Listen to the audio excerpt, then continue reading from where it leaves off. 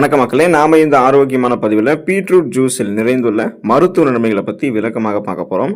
நம்ம வாரத்தில் ஒரு தடவை பீட்ரூட் ஜூஸை நம்மளுடைய உணவுகளில் சேர்த்துக்கொள்ளலாம். ஊட்டச்சத்து பற்றாக்குறையால் அவதிப்படக்கூடிய நபர்கள் பீட்ரூட் ஜூஸ் எடுத்துக்கொள்ளும் போது உடல் உறுப்புகள் அவங்களுக்கு சுறுசுறுப்பாக செயல்படும். உடல் உறுப்புகள் இருக்கக்கூடிய கழிவுகள் வெளியேற்றப்பட்டு எந்த நோயுமே அட்டாக் ஆகாமல் நலமோடு நம்ம வாழலாம். பீட்ரூட்டை சமைத்து எடுத்துக்கொள்ளும் போதும் பீட்ரூட் ஜூஸ் எடுத்துக்கொள்ளும் போதும் கிடைக்கக்கூடிய மருத்துவ நன்மைகளை விளக்கமாக பார்ப்போம். அதை பற்றி பார்க்கறதுக்கு முன்னாடி இந்த வீடியோவுக்கு மட்டும் ஒரு லைக் கொடுத்துட்டு இந்த தகவல் உங்களுக்கு தெரிஞ்சவங்களுக்கும் ஷேர் பண்ணிடுங்க. ஏன்னா இது அவங்களுக்கும் பயனுள்ளதாக இருக்கக்கூடிய ஒரு ஆரோக்கியமான பதிவு தான்.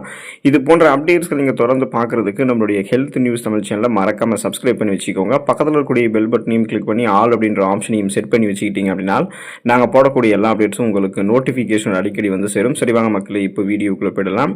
நீரிழிவு பிரச்சனைகள் விடுபடுவதற்கு பீட்ரூட் ஜூஸ் நம்ம எடுத்துக்கொள்ளலாம். நீரிழிவு அப்படின்ற அந்த சர்க்கரை வியாதியால் பாதிக்கப்பட்டக்கூடிய நபர்கள் சுலபத்தில் உடல் பலத்தையும் ரத்தத்தில் அவசியமான சத்துக்களையும் இழந்துருவாங்க. ஸோ இப்படிப்பட்டவங்களுக்கெல்லாம் பார்த்தோம்னா அந்த உடலுக்கு பலம் கொடுக்கறதுக்கும் ரத்தத்தில் இருக்கக்கூடிய சத்துக்களை தக்க வைக்கிறதுக்கும் ரத்தத்தில் இருக்கக்கூடிய சர்க்கரையினுடைய அளவை கட்டுப்படுத்துறதுக்கும் பீட்ரூட் ஜூஸ் அவங்களுக்கு ஒரு சிறந்த நிவாரணமாக இருக்கும். பீட்ரூட் ஜூஸில் பார்த்தீங்கன்னா ஃபைபர் என்று சொல்லக்கூடிய நார் சத்து இருக்குது. இது ரத்தத்தில் இருக்கக்கூடிய அந்த குளுக்கோஸினுடைய அளவை கட்டுப்படுத்தி நாளடைவில் அந்த சுகர் ப்ராப்ளத்தில் சுகர் பேஷண்ட்ஸை விடுபட வைக்கும். ஸோ உங்களுக்கு சுகர் ப்ராப்ளம் வரக்கூடாது, இப்போ இருந்தே நீங்கள் ஆரோக்கியமாக இருக்கணும்னு நினைக்கிறீங்க அப்படின்னாலுமே நீங்களுமே பீட்ரூட் ஜூஸையும் எடுத்துக்கலாம். பீட்ரூட்டையும் உங்களுடைய உணவுகளை சமைத்து எடுத்துக்கொள்ளலாம்.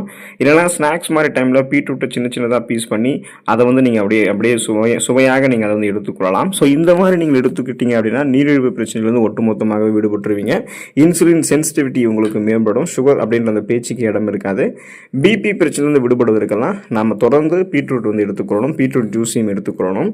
இப்போ பிபி ப்ராப்ளம்னா என்னன்றதை முதல்ல நீங்கள் தெரிஞ்சுக்கோங்க. நம்முடைய நரம்புகளில் இறுக்கங்கள் தென்பட்டு அந்த நரம்புகள் வழியாக ரத்த ஓட்டம் சுலபமாக நம்மளுடைய உடலுக்கு பாயாமல் தடைபடக்கூடிய பிரச்சனை தான் பிபின்னு சொல்லுவோம். ஸோ இப்போது நரம்புகளில் இறுக்கங்கள் இல்லாமல் நரம்புகள் தளர்த்தப்பட்டு அதில் ரத்த ஓட்டம் சீரான நிலையில் இருந்தால் தான் உடலுக்கு வேண்டிய ஹீமோகுளோபினும் கரெக்டான லெவலில் நமக்கு ஆக்சிஜன் சப்ளை மெயின்டைன் பண்ணும். ஸோ அப்போ தான் நம்ம சுறுசுறுப்பாக நம்மளுடைய வேலைகளை செய்வோம். இப்போது நரம்புகளில் இறுக்கங்கள் தென்பட்டு ரத்த ஓட்டம் தடைபடும் பொழுது இதயத்திற்குமே ரத்த ஓட்டம் போதுமான அளவுக்கு கிடைக்காது. இதனால் மாரடைப்பு, பக்கவாதம், இதய தமனிகளில் வீக்கம் ஏற்படுதல், இதய தசைகள் வலுவிழுந்து போகுதல் போன்ற கரோனரி இதய பாதிப்பும் ஏற்படும். இந்த மாதிரி எதுவும் இல்லாமல் உடலுக்கும் இதயத்திற்கும் போதுமான அளவுக்கு ரத்த ஓட்டத்தை கொடுத்து நரம்புகள் இருக்கக்கூடிய இறுக்கங்களை தளர்த்துவதற்கு பீட்ரூட் எடுத்துக்கணும். பீட்ரூட் ஜூஸில் பார்த்தீங்கன்னா பொட்டாசியம் சத்து இருக்கிறதால ஸோ இது நரம்புகள் இருக்கக்கூடிய இறுக்கங்களை இலகுவாக நமக்கு தளர்த்தி கொடுக்கும்.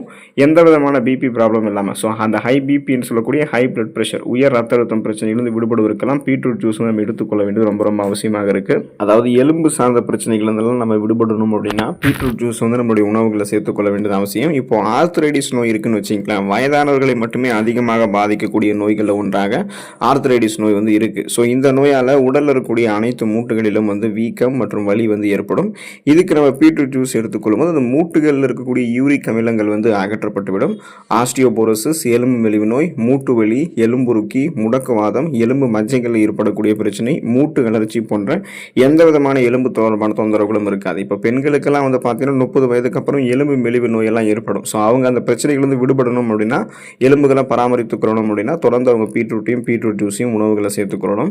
ஆண்களுக்கு ஒரு 40 வயதுக்கு மேலே பார்த்தீங்கன்னா எலும்புகள் வலு விழுந்து போகக்கூடிய அபாயம் அவங்களுக்கு இருக்கும். அதாவது பேலன்ஸ் தடுமாற ஆரம்பிக்கும். அவங்களுக்கு கை கால்கள் மூட்டு வலி அதெல்லாமே முதுகு வலி எல்லாம் ஏற்படும். ஸோ அவங்க எலும்பு பிரதானமாக இருக்கக்கூடிய பகுதிகளில் குத்துவது போன்ற வலி எல்லாம் ஏற்படும். இந்த மாதிரி பிரச்சனைகள் நீங்கள் விடுபடணும் அப்படின்னா பெண்களும் ஆண்களும் பீட்ரூட் ஜூஸையும் உணவுகளை சேர்த்துக்கொள்ள வேண்டியது அவசியம்.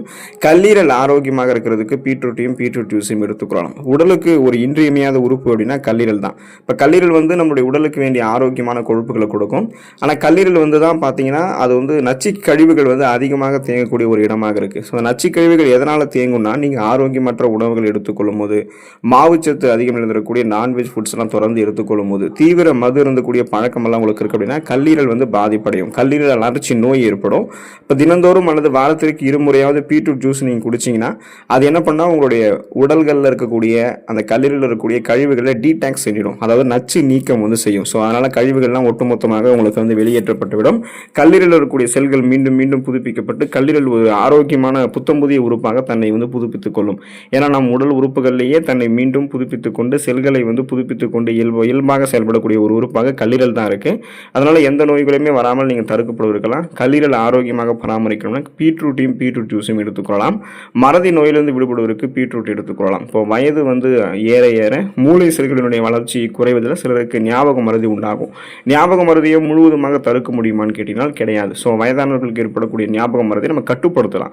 அப்போ பீட்ரூட் ஜூஸ் நீங்கள் எடுத்துக்கிறீங்க, பீட்ரூட்டெல்லாம் எடுத்துக்கிட்டிங்கன்னா மூளை செல்களினுடைய வளர்ச்சியை இது வந்து தூண்டக்கூடிய சக்திகளை கொண்டு இருக்கு.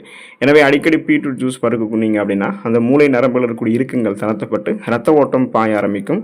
சுறுசுறுப்பாக மூளை வந்து இயங்க ஆரம்பிக்கும். செல்கள் உங்களுக்கு வந்து புதுப்பிக்கப்படும் போது ஞாபக மறதி, பார்க்கின்சன், அல்சைமர், டிமென்ஷியா போன்ற பாதிப்புகள் இருக்காது. மூளை வளர்ச்சி குன்றக்கூடிய அபாயமும் இருக்காது. சிந்தித்து செயல்படக்கூடிய ஓரளவு அந்த மறதியை கட்டுப்படுத்தக்கூடிய ஆற்றலை நீங்கள் பெறுவீங்க.